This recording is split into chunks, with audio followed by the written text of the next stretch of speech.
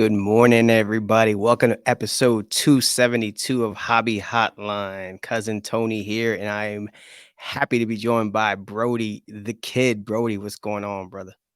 What's up, Tony? What's up, everyone? Hope you're all doing well.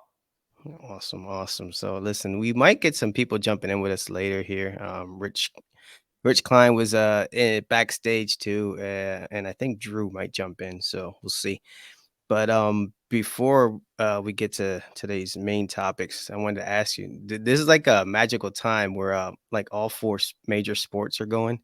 Yeah, football, baseball, hockey, and basketball just started. So for you, what's kind of the top of the heap when all these four sports are going on at the same time? I'm enjoying baseball right now. World Series Game 1, and Adolis Garcia with the walk-off home run to put the Rangers on top. I thought the Diamondbacks had that game locked up. Yeah. Seager ties it up, and then Garcia with the walk-off in extra innings. That was a good game. Yeah, I know. I haven't. I'm just getting over the. I'm a Phillies fan, so Oh, just getting I'm over so sorry. the their collapse. So, but yeah, and then to see that, I was like, wow, man, that was good, man. Like you just like to see good games, and it was nice to see Garcia, with the walk off, and right now Rangers are up 1-0. Yeah, I mean, So. it's always Garcia, man. He's a stud. Like you knew he's Mhm. a good player, but this postseason, man, he's been putting up some crazy home runs, some crazy clutch home runs. Yeah, that's the thing too. Like not only is he hitting home runs, but they're in big spots. So it adds to the whole thing. And actually, so there's something I do want to talk about with the World Series, but let me get to some of these comments real quick. Philly Joe says, "Good morning, White Sox." White Sox Tom says, "Hey guy, Mad City Brewers." That's exactly what I want to talk about. He said, "Who has the Marte Tacos card?" Uh, Clean Cheap Shot says, "Good morning, Five Ball. Good morning, everybody." Word says, "Hi, folks." Chris C, hello all. And 3B Collection says, "Good morning." So yeah, I actually let's see here. Yeah, so I wanted to ask you about the taco fractor. So basically, Cattell Marte stole the base last night. And let me actually I'll bring it up here on the screen. Got it here for you right there. So there's our taco fractor. Which oh, hold on, give me 1 second. Let me bring in who's that? Uncle Rich. Let's see if we I'll can. have to be audio only All right, Uncle for Rich, whatever gotcha. reason. And I just tested on Microsoft Teams, and Gotcha. camera was perfect. All right. I did a Zoom the other day. It was perfect. There's something I don't see your face either, Tony. The only face I All right. see is Brody. All right. Well, we can hear you. You can hear us, so it's all So we're good. good to go. Yep. Yeah, for sure. And So Chris, come on in too. The more the merrier. there you go. So let me get back to this taco fractor here because we got we have tacos to buy. Um, so there it is. Basically, Cattell Marte stole the base yesterday, and I guess they, announced that if you have this taco fractor, you basically have tacos for life. Which actually, it's like a $15,000 value, but you got to figure, man, $15,000 worth of tacos is a lot of tacos. But Brody, what do you think about this card, the promotion, and all that stuff? And do you happen to have one? I do not have a taco fractor to tell Marte, but I don't know if I'd want tacos for life, man. Like, what when I go through Taco Bell, it's a very rare occasion when I go through Taco Bell, and I'm careful for what I select. And whatever I select, it usually doesn't feel too great afterwards. So if I get one of Yeah, those every day for the rest of my life, I don't know, man. But whoever has this, it's a good value. Maybe you can sell it for a good amount. I'd rather do that than have the tacos for life because I don't know. I don't yeah, know. for sure. Rich, thoughts on tacos for life? Uh, I agree with Brody. I think I've eaten a Taco Bell twice in the 32 years since I've moved to Texas. I don't think I ever ate there in New Jersey either. I Let's just say that I agree with Brody, and it does not do good for my stomach afterwards. So it's not exactly. And I will say to the credit, they also are giving you $5,250 as part of this promotion to defray the cost of the taxes on the gift.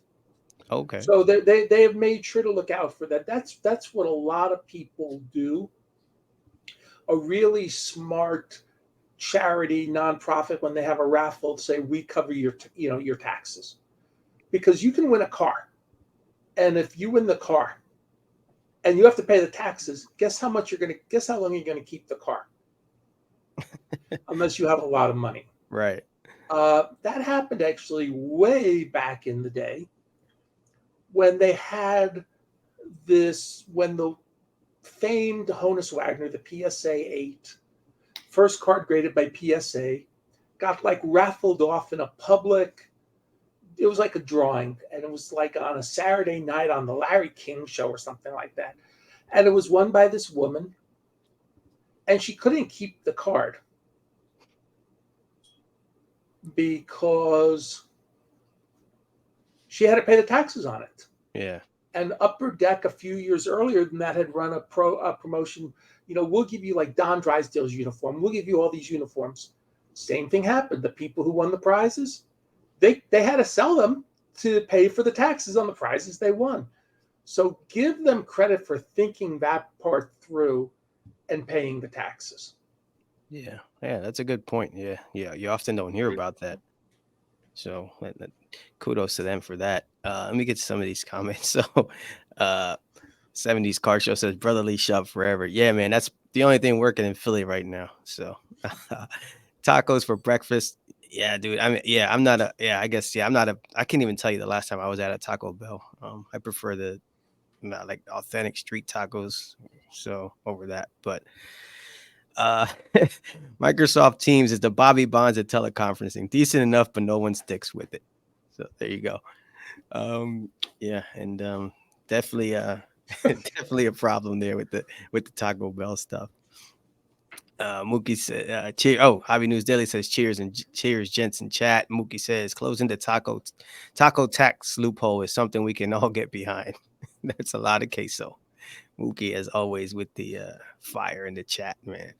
And let me see if there's anything else in there. Tacos, yeah. So yeah, basically, this thing was a big commercial for Taco Bell, and people were talking about it. So I guess it worked out. Well, So and remember, they've been doing the World Series Steal a Taco for 20 years. Man. They right. actually began this promotion in 2004. Okay. So this is a long-standing thing, and this just takes it to a different level. Yeah, You yeah, can for sure. always count on John Keating. John says, imagine serving time for taco tax evasion. Yeah, that would be. John, I can't wait till I see you in a few days. There you go. So And another thing Brody, that. yes, I still owe you a card, by the way. Oh, Oh, okay. look at that. Look at that, bro. As long as somebody owes you, you'll never be broke, man. So we got the taco fractor out of the way. Now the other thing that came out this week, we actually saw the debut images of the 101 rookie cards, the MLB debut. I want to bring that up on here, right there. So there we see Anthony Volpe 101 on card auto. Brody, initial thoughts on this card? What do you think prices are going to look like and all that stuff? I mean, I think they look sharp. Like, I think the design is cool. Like, but to put them in Topps Chrome Update is kind of like a weird set to throw them into, just because like these thick patches into Topps Chrome. Right. I don't know, but like the card looks great. Like it's like nice white with the autograph. It looks cool. Yeah. And like I think prices like with these 101s, like they should be pretty high with some of these higher rookies, I think. Yeah, for sure. Rich, By the thoughts way, on this? that's a really good-looking signature from a modern player. You It don't is. always see Very such good signatures. Yeah. It's very true. I know. It's cursive is a lost art with the younger players. But I actually, and Rich, before I go to you, I'm just happy that they didn't, I like that it's a full patch, and they didn't take the patch and cut it up and try to make, multiple cards of it. Which, I mean, they had announced it was going to be like this a while ago, but I mean, I like that. Yeah, I think it's a really sharp looking card, and yeah, I think they did it right here. Rich, Fanatics does some things that we all sometimes shake our heads about. What's that expression the kids use, SMH? But they do a lot of things right as well with tops. yeah, And this is an example of they wanted to do this. The thing is, this is going to change the hobby. That was the thing. I don't think it's going to change the hobby. But on the other hand, this is something where Fanatics, with all their tentacles in the sports world, is able to do something and do it correctly. And that's to their benefit. So they do a lot of things right. I wanted to talk a little about, switching subjects. They had a big press conference in New York this week, and they brought some high-powered athletes in, and they're going to be doing a lot with the Make-A-Wish Foundation. yeah, I did have that on here. And Let me bring that up for again, you. that's something where, with what they can do, they do it right. And having had one of my great nephews, and thankfully he is so far, he is in remission, and we hope it never comes back. But he battled childhood cancer. He's the most wonderful 5-year-old person you ever want to meet. And he got visited by a Major League Baseball player when he was in the hospital with his cancer, Daniel Murphy, now retired again. And I saved up. And yes, I went through the donation. So, and plus I would buy them in diamond quarter boxes. I found a whole bunch of Daniel Murphy cards to give him. And remember, he's 5 years old. And then all of a sudden, by the end of his visit, he goes, I want more cards. Okay, well, he lives in Jacksonville. He'll be getting Trevor Lawrence cards. And things like that can make everybody in the family very appreciative of Fanatics. And anytime you can do positive PR things, it's a good thing. And I'm going to use the term back in the day, pre-pandemic, in older times. And I, just want to say Panini back in the day was really good. This is when I was doing prizes and stuff at my synagogue show. So this is pre-pandemic. So 2019, 2020, and 2020 and before. They were amazing at, helping legitimate nonprofits. And it wasn't just me, because I knew some of them, but they helped a lot as well. Fanatics, this is a wonderful thing Fanatics is doing. And the more they help people, the more it helps in terms of the PR of the world. And the hobby's a lot of PR too. Brody, you're the official you're the official under 18 spokesperson for the National now? The official, youth spokes. So you know what PR is. Yeah. PR is good. Yeah. Yeah. Well, I mean, yeah, that's cool, man, that they're doing that. Nice. I Very saw cool. that, they had an experience with the Sixers. So yeah, I'm sure maybe someone somewhere probably has a problem with it because somebody always has a problem with everything. But yeah, I think it's cool, man, that they're getting it out there and making these experiences for people who are going through some tough times. Um, Real quick though, back to that card, Rich. Just I mean, you've been around for a while. Is this kind of one of the more innovative things you've seen come through the? Well, as I said, it won't change the hobby, but it's something Fanatics has the ability to do with all their and now that they have the relationship with the contracts, with the player association and the leagues, this is the type of things that they're going to be able to do that I don't think any other previous card company, including Topps pre-Fanatics, would have been able to do.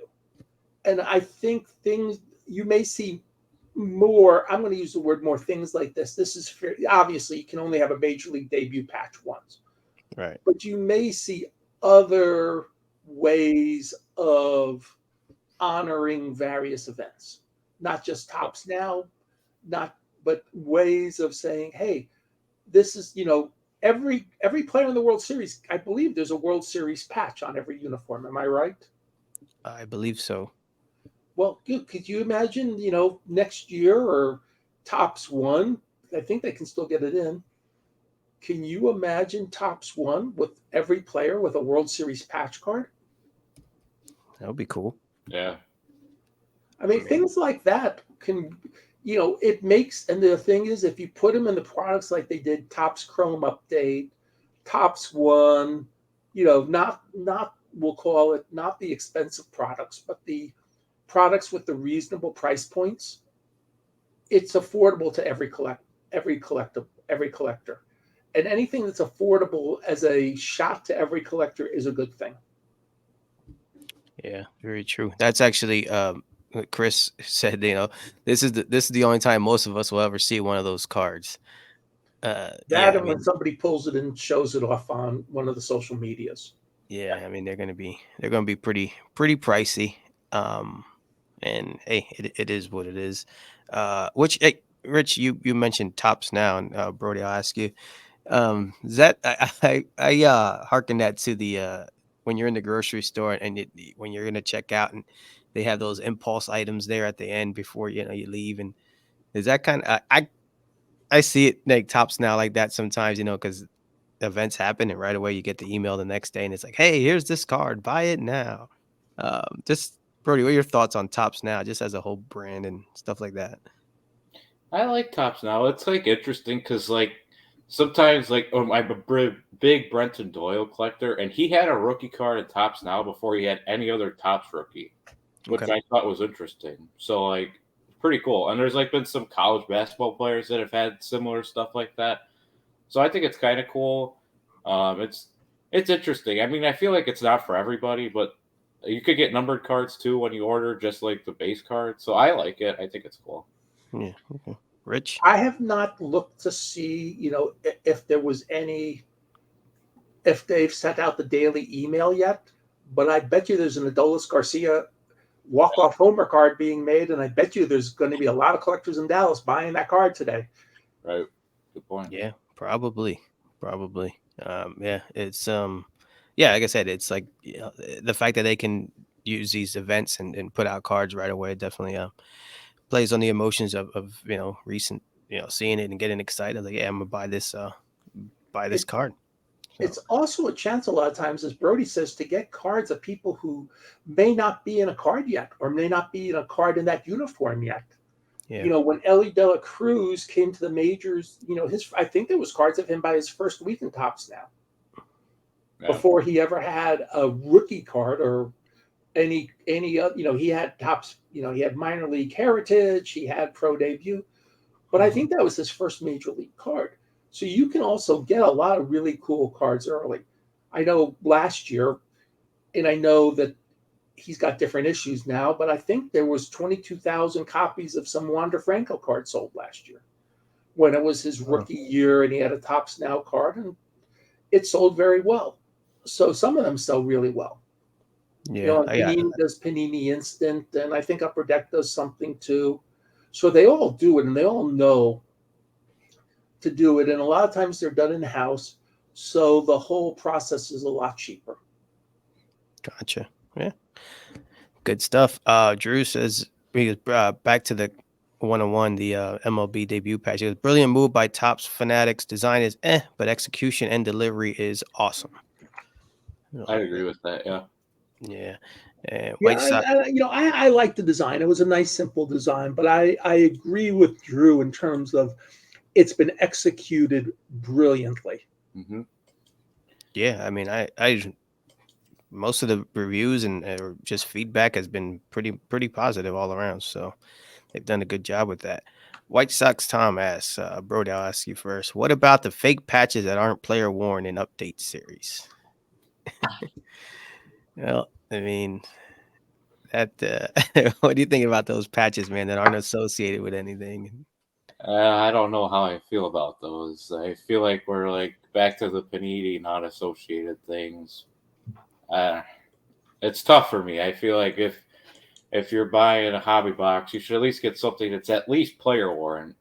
Like Yeah. if it's a rookie, it should be player worn. If it's a veteran, it should be game worn. But if it's player worn, I get it. Especially like when we were in the pandemic when stuff was player worn, like I got it. Like it was understood. But like mass produced stuff, like I don't know. Yeah, I hear you. I hear And a you. lot of times, those fake things, it actually says commemorative. And if it says commemorative, you know what you're getting. Yeah, yeah. I mean, So yeah, if it says it's commemorative, you're not getting a real item. So what are you worried about? I mean, if it implies that it's, hey, this is a real item, okay, that's a different subject. But if it says, a lot of times in the blaster boxes you get, the one commemorative patch card per blaster box, depending what it is. And then it says commemorative World Series ring or commemorative World Series patch or commemorative All-Star game patch or whatever. It's telling you that it's commemorative, so those are perfectly fine. Those are telling you these are not a these are not the ones that are even purported to be a real uniform. right, right. Well, yeah. I mean, hopefully we get away from that as we get back to with deals with fanatics and things like that. So hopefully we get back to as real as they can be. Mike says they're all fake, anyways, with fake patches, fake scribbles. So I mean, whatever. So hopefully we can get back to seeing a lot more game use stuff because I mean that's Mike's what the having some fun, I see. yeah, sure. And that's what the community, the collecting community likes, is what they say is game worn stuff. So, I don't know. Mookie says, Tony, how about some fanatic fur in a patch card? Yeah, Mookie, that would, you know what? I'm surprised they haven't made that yet, or maybe they have, and I just didn't see it yet. But there's got to be a Tony, are you a fanatic. Phillies fan? I am, sir. How did you feel in Game 7? Ugh, like, man, now you're just opening up. I I was it the sixth inning that they left the runner on second and first. listen, man. It was a oh, Mookie. You see Mookie just, plants the seed and yeah, well listen, it was a total epic collapse. You had the bases loaded, they let the worst hitter on the team uh, you know, take the at bat. So there was that, the runners left on base all over the place. Going back to game 4, um going back to game 4, you have the closer blow it. Yeah, so back to back games. You had that. You had the manager do some stuff. You had, high priced players go over. So it was a so yeah, Rich. It was a rough night.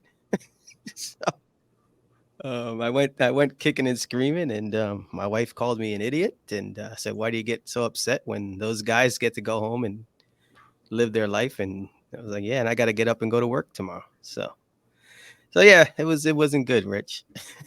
My condolences. I mean, it's kind of like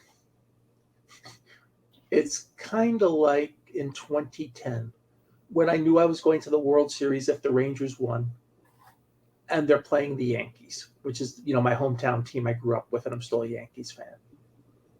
And Okay. watching Neftali Felice freeze Payroyd on a perfect curveball for strike 3 to end the American League Championship Series.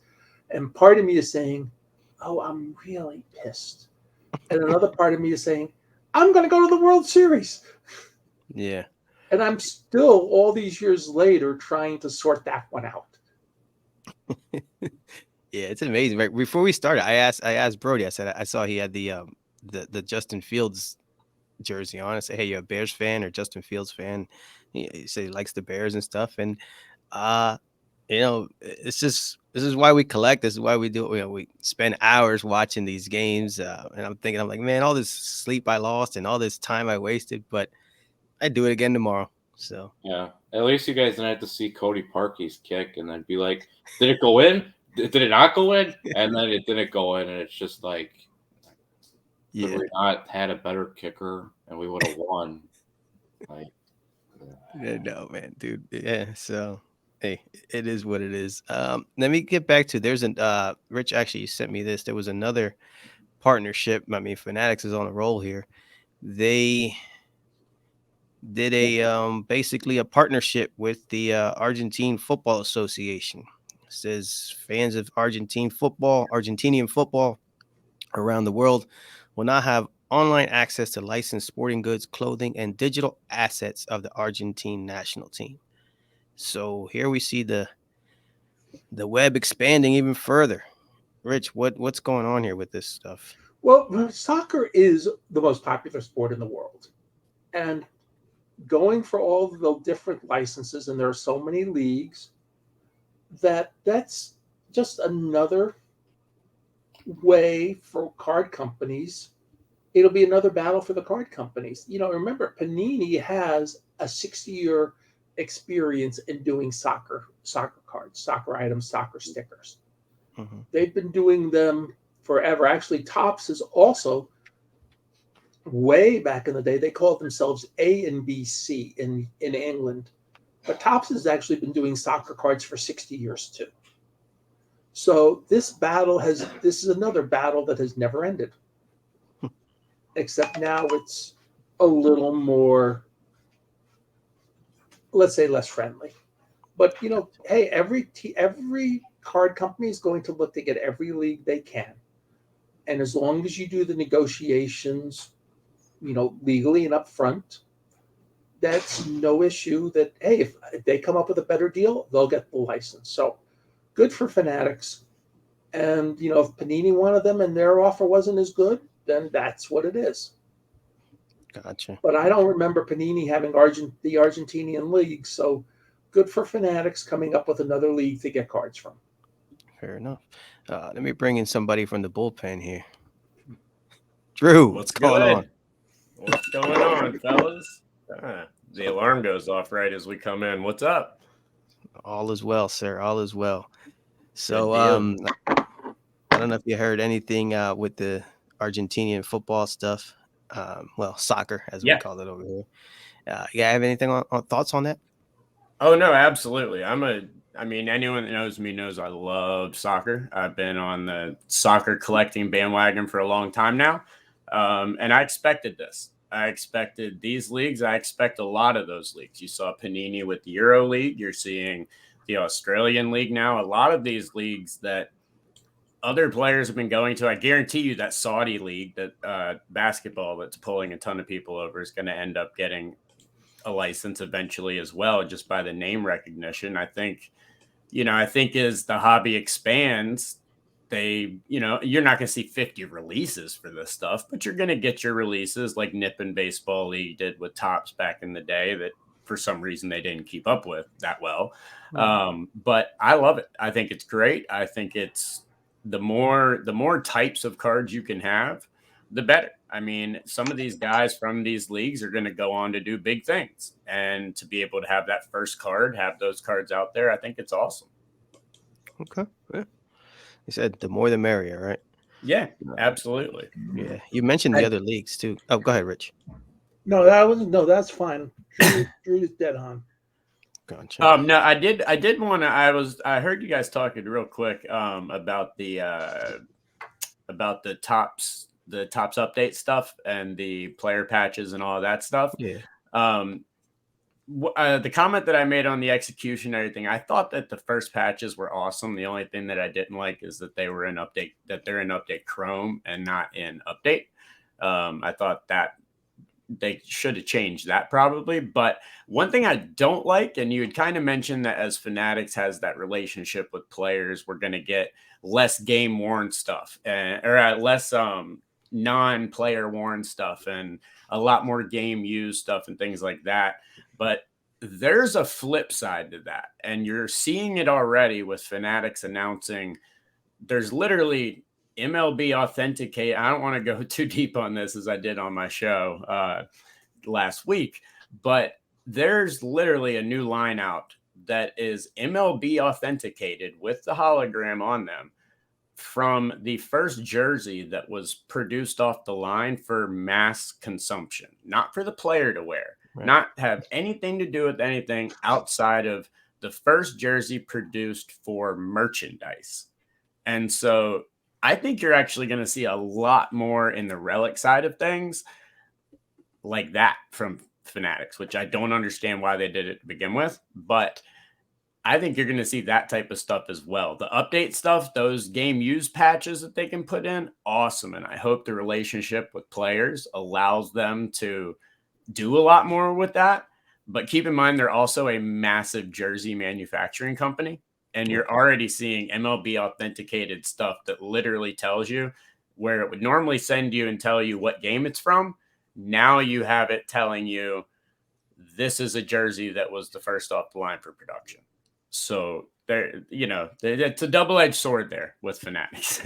Yeah, I know Right. that was a And little as weird. long as Go they ahead, tell Brody. you up front that it's not a real item, I don't have a real problem with that. I mean, I don't have a you problem with it.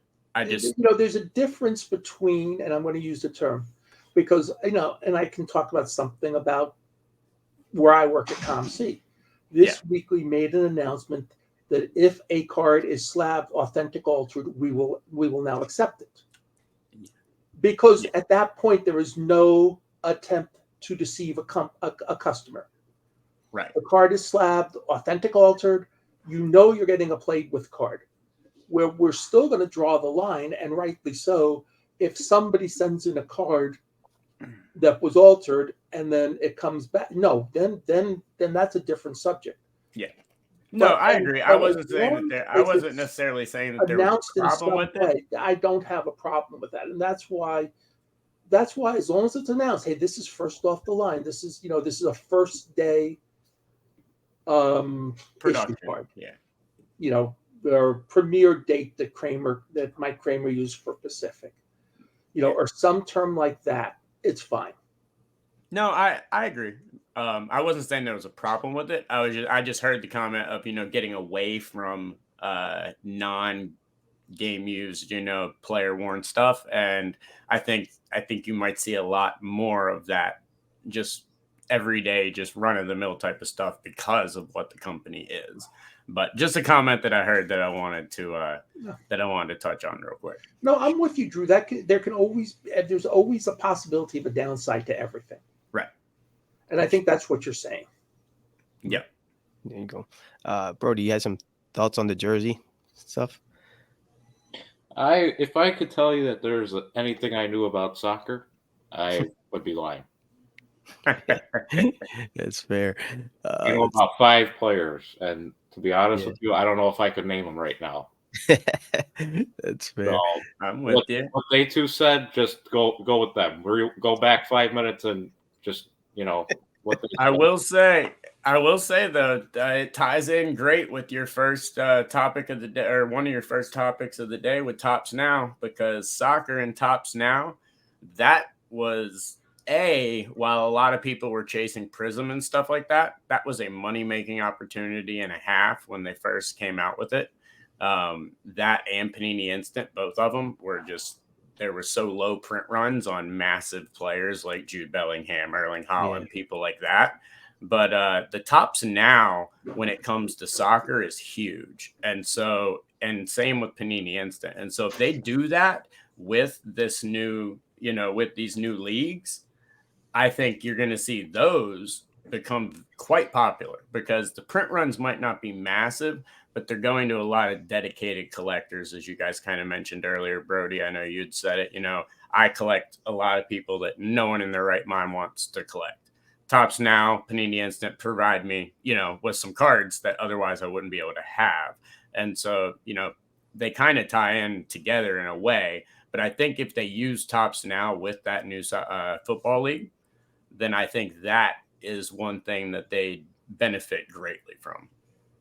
Yeah, I did see some Erling Haaland big number sales at Tops Now cards, like 19, I've got all the Jude Bellinghams, the Jude and Erling ones, all of them, and I bought them up like crazy. And I mean, it's nice because with Tops, when you buy them, you get Tops points. So if you buy enough of them, and you don't have to buy thousands, but I mean, if you start buying 50, 60 of them, you're going to be able to get 10 or 20 for free.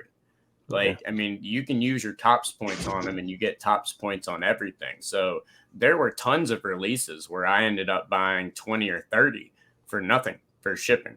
And so, buying them, there is a reward system in place if you continue to buy them. Fair enough.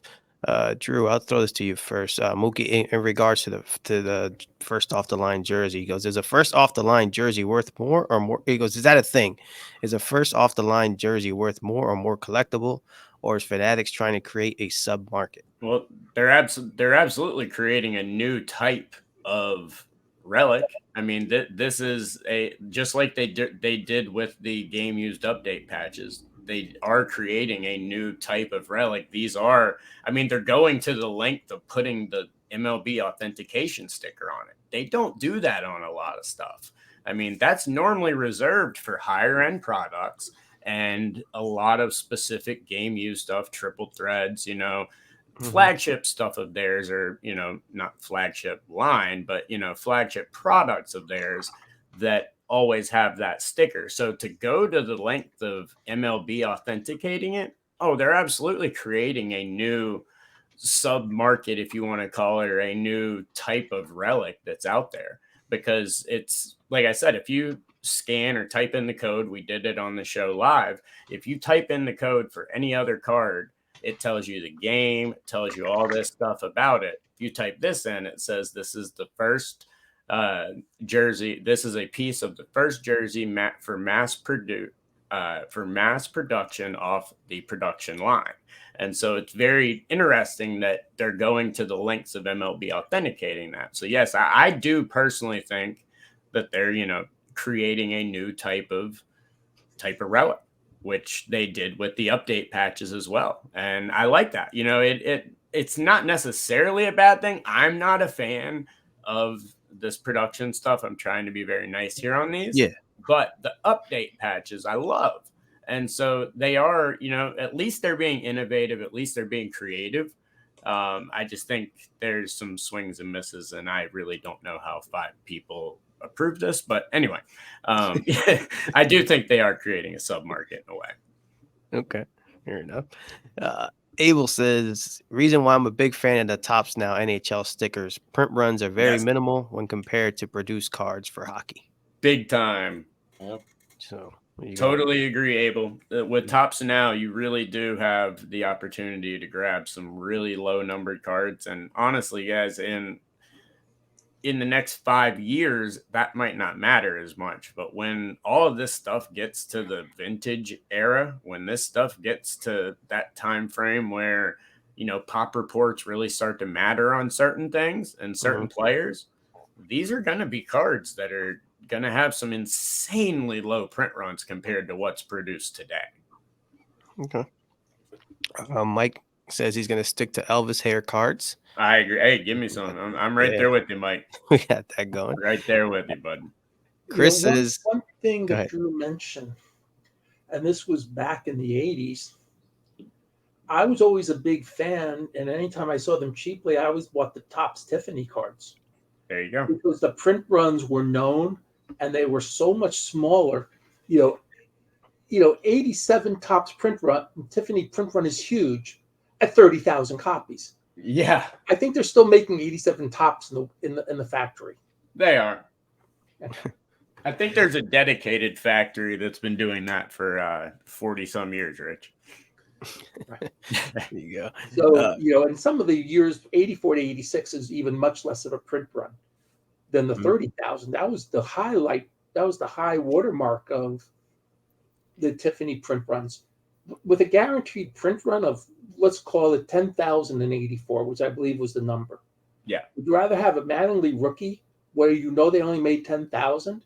Right. 84 is even more problematic because in some places you could order 10 cards and they had to make special sheets up because, not everybody was finishing cards from their sets. They were saying Mattingly, Strawberry, all the rookie cards and all the biggest names, not the Bill Krugers you needed to finish your set. Nobody really ordered the Bill Krugers.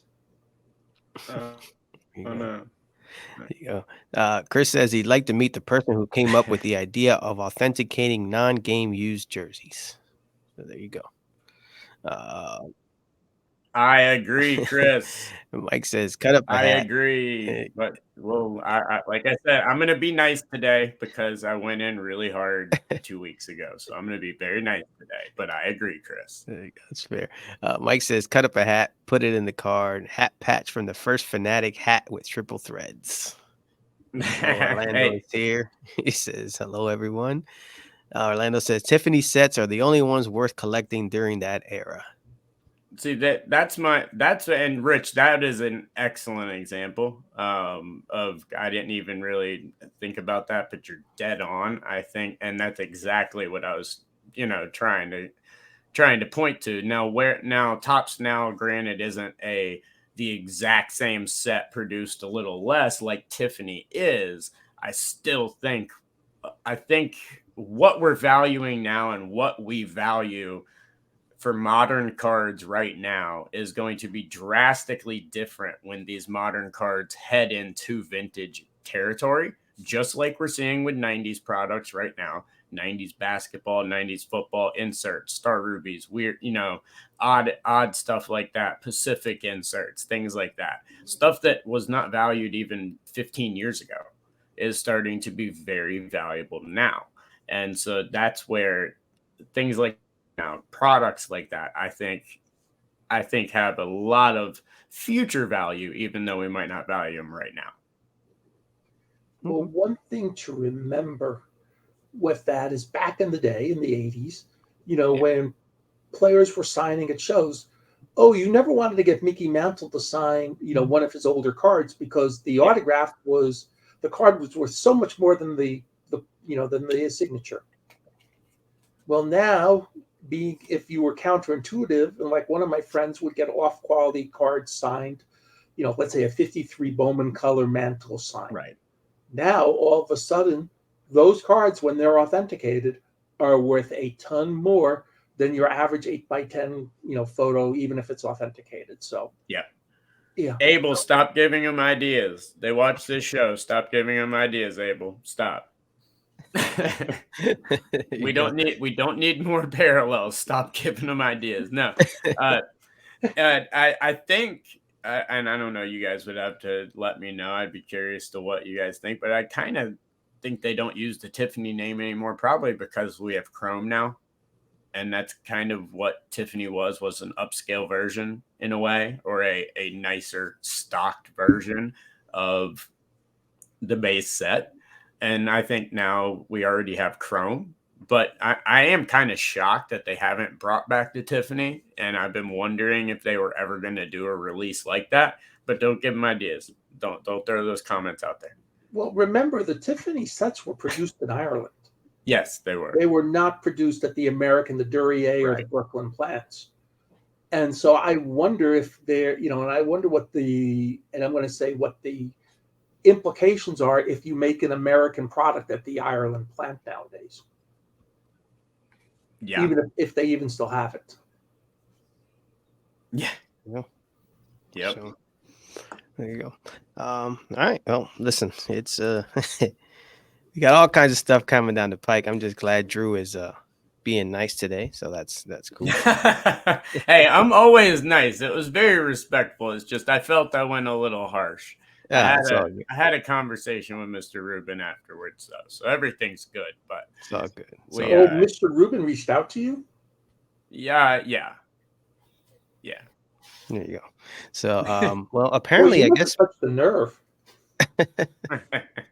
there you go. So I guess my camera is off. I don't know. On my end, it shows it's on, but so I guess you guys see me as a black screen. But Oh, good. You're there's John Cena today. It's all good. yeah, I guess. So I guess well, I just wanted to close out here with any recent pick. Yeah, exactly. Recent pickups or anything you guys had that wanted to show. So Brody, I'll start with you. I guess I can't go. I'll just because you can't see anything. So, but go ahead, Brody. While you go, maybe I'll try and figure it out. What's going on over here? Well, I'm gonna go with because I got my new blog on Hobby News Daily. I got one card from every '80s set because I ranked the 1980s top set on my blog. So for 1980, we got Vita Blue and that Right. giant two form. Rest in peace to Vita. Very nice. 81 tops. We got nice Raleigh fingers on the Padres right there. Ooh, very nice. 82, we Great. got Rick Gedman. Nice looking card. I like 82 tops. Very nice. 83 tops, we got Bruce Sutter. Also rest in peace. Hmm. 84 tops, we got Goose Gossage on the Yankees. Love it. That's a cool card. Goose Gossage, one of the greats. 85, got Joe Morgan. Love this card with the donut on his back. Yeah. It's cool. Very cool, Joe Morgan. 86 tops, my dad's all-time favorite player, Alvin Davis. Ooh. Okay. All right. Ooh. 87 tops, Daryl Boston. White Nice. Sox legend. 88 tops, we got Don Sutton looking like he is not supposed to be pitching anymore. Look at how old he looks in that picture. Like, I don't think he's really pitching anymore, Don Sutton. Just like, like maybe just like Yeah, he just he's a dazzled them lot with of white hair now. Like, hey, go to coaching, all right? And then 89 tops, we got Mike Scott. So check that out, hobbynewsdaily.com. Rank the 80s tops sets by Brody the Kid. There you go. Look at that. Look, you're a pro, man. You got the see. You see that, Rich? He was listening when you said the PR. He went over his pickups and did the plug all in one shot. I know. Man. I like it. Brody's growing up, man. Kid's a pro, man. Been PR trained. For sure. Well, so you can't see me and you can't see Rich. So Drew, what do you got, brother? Yeah, well, I went and ran and got some since I didn't know we were going to do it. But first up, we got one sitting here on the desk. It's a Paulo in-person auto with the blue. And it's in the new Zion Mag Pros, which are coming out really soon. These things are freaking awesome. These magnetics, they're really, really sweet. Yeah, what is that? What so just Zion Cases makes it, and it's coming out, I believe, at the end of this year, beginning of next year. But what it is, it's actually a mag where when you open it up, you can actually change the top. You can make your own custom label. So it has its own custom label instead of having it in a slab. And so you can switch things up, put different labels on it. They have ones where you can put the price on it, so you can have them for sale, and have it look like the price is ready. Multiple changeable flips, a lot of really cool stuff on these. These things are actually incredible quality. If you guys know anything about Zion cases and their quality on those, but they're very easy to put back together, as you can see. But yeah, the Mag Pros, they'll be coming out really soon. I highly recommend going to Zion and checking out what they have on those now. But got that Paulo from the guys over at Game Time Sports Cards. They actually gifted that to me. Got this card in a trade-in at a recent show. I'm a big old school North Carolina guy. My mom went to UNC. Everyone in my family did except for me. I went to ECU, but picked up a nice Anton Jameson auto from back in the day. And then grabbed a very nice Ronald Acuna out of 10 rookie salute. Ooh. Yeah. Out of 10. Ended up picking that up. And then speaking of tops now, got the Tops Now Ohtani rookie. This goes for about 4 times what his Tops rookies go for. Just to give you a comparison, since we were just talking about it, there's another Ohtani Tops Now rookie. The first one was from the team set. That one was from another. Okay, I got this one. If you guys have seen the new Tops by J-Rod collection, the Julio one, ended up pulling the Gunner out of 44. It's a really nice set. Really, really nice. I like it a lot. Let's see what else is here. We've also got... We picked up, other than that, we basically picked up a lot of Puka. I'm a big Puka Nakua fan. So a lot of Puka, and then a whole lot of Paolo and Jalen Williams mosaics and stuff like that. I'm really big on Jalen Williams, really big on Polo. And then last but not least, Gotta add more shade to my collection. I've literally been grabbing that dude since draft day, so why stop now? I've been telling people since draft day to buy those cards, and then I actually did end up getting one my Bryce Williams Super Collection. For those that follow me on social media, know I'm going after every single Bryce Williams 101 that he has. The ones that aren't behind you are in a stack right here. I have all but about 10. Did find a printing plate that I did not know I had, that I did not know existed. So I got a Contenders printing plate from 2016 Bryce Williams. So Nice. there's some recent pickups. Very nice, very nice. Well, since I'm behind a black screen, I'll just have to save these for another day. But fellas, man, this was fun. I'll go around the table, man. What do you got coming up in hobby wise, Brody? Shows, anything like that? Oh, you read my blog, Hobby News Daily. I really want opinions on my 80s tops rankings, especially being a kid. I want adult opinions. I feel like it was a little controversial. I put one major 80s set pretty low, so I want people's opinions on it. And I have one more quick pickup. Sure. This was actually from a box I opened of UD Trilogy, number to 275, Gordie Howe, Frozen in Nice. Ooh, That's a nice one. It's like this glass, cool card, plastic yeah. looking card. It's really Oh wow. top loader. So that it's not acetate. That's like it's those thick yeah, those thick clear ones. I love those. take it out. I'll take it out real quick. It's it's like plastic, clear. It's pretty cool. Out of Nice. 275. Pretty cool. Nice. Even though he's a Red Wing, it's pretty cool. Oh, good. Oh, good. Rich, what do you got coming up? We have the Dallas Card Show next week. Yes, you do. Okay. And so that's always a blast. And I know there's going to be various out of towners coming in. So I'll get to see some people I don't normally see at the show. So that will be a fun thing for next week. And then 2 weeks after that, Kyle and his team will have the smaller show where I will be setting up by DFW Airport, which is a very nice room. When I do the Dallas Card Show, when I do it with ComC, we're in the Starlight Room, and the show he does at the airport, it's like the Starlight Room. So I like those shows. It's really cool. And the floor is carpeted, and my feet feel so much better at the end of the show. All right, cool. Drew, what do you got?